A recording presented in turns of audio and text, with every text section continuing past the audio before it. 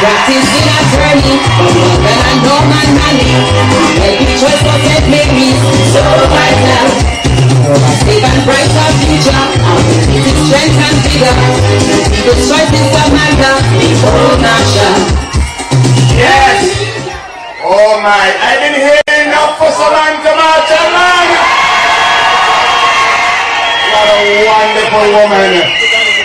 You can imagine when she gets into Parliament, what's going to happen? What's there? Having a great time tonight, comrades. Those of you who are inquiring, the Chief Rocker is here, and we are going to share the chair of this meeting. But for now, my dear comrades, I want to tell you, I'm going to bring someone to you who is a senior member of our party, a former Minister of Finance, the man who brought the biggest ship to Antigua in 1991 at that time, the man who deepened the harbor, and the man that's going to put some bricks in Birch until next time. I am so happy to bring to the microphone Comrade Marvin Georgia, candidate Patrick Davis now. Never you can try to forget it's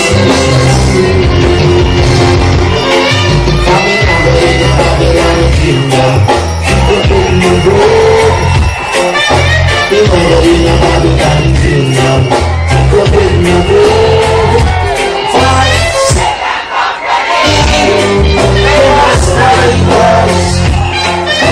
Sweat and Company.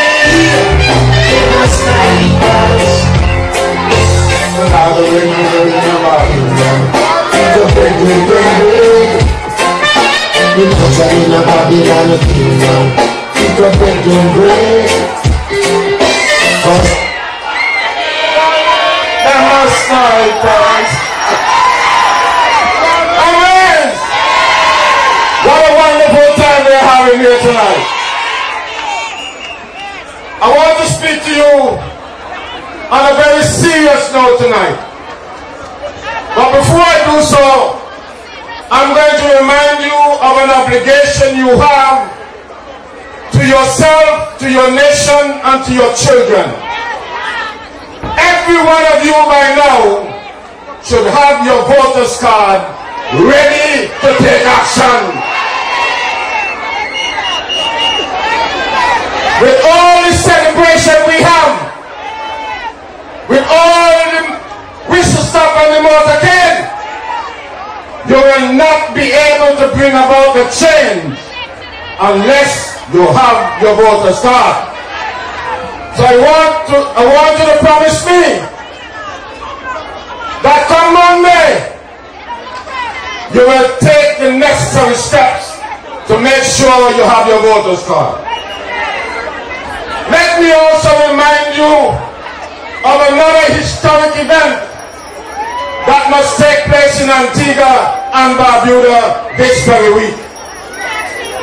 This week, Thursday, we are going to have a deliverance march in Antigua and Barbuda. I want you to show your hands whether or not you think that on March 12th should be Deliverance Day in Antigua and Barbuda.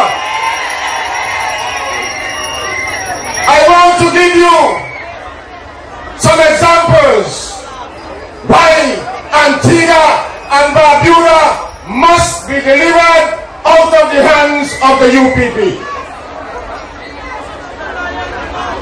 About 5 years ago, many of you might not regard this as significant, but about 5 years ago, the UPP made a down payment online.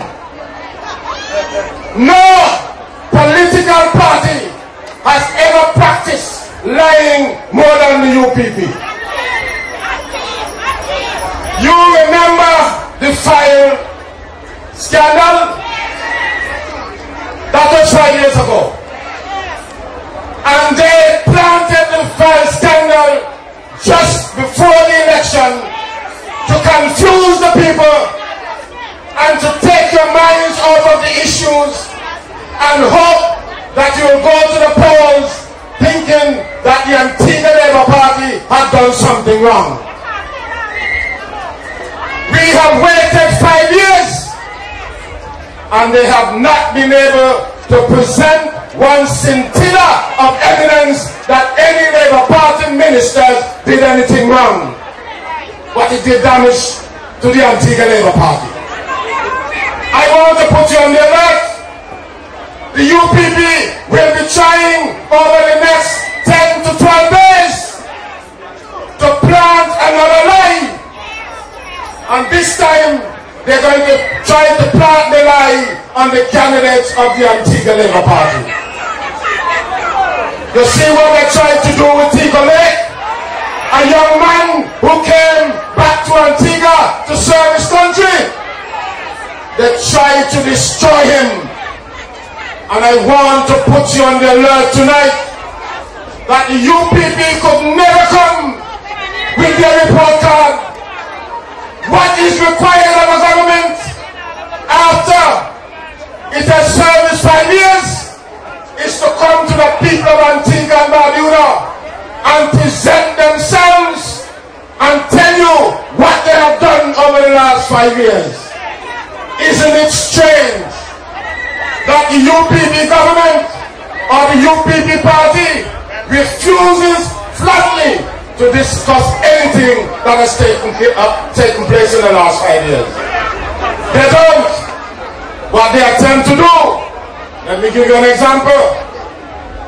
They were so short of making a case for another 5 years that they went up to Mount St. John and said they're opening up the hospital. They're opening up the hospital for one single purpose: for Bowling Spencer to put the plaque on the wall and get his name there. Right now, the service at Mount St. John is as bad as it was at Halberton Hospital. They're not serious about you all. Just a charade. Just a charade in order to get votes.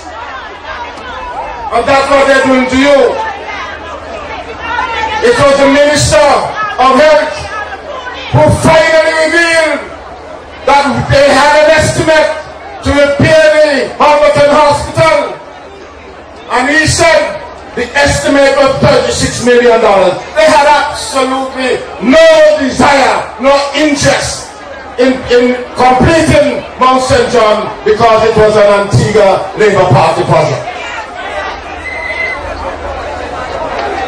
You remember some time ago, after the UPP won the election, they started out with this tent business.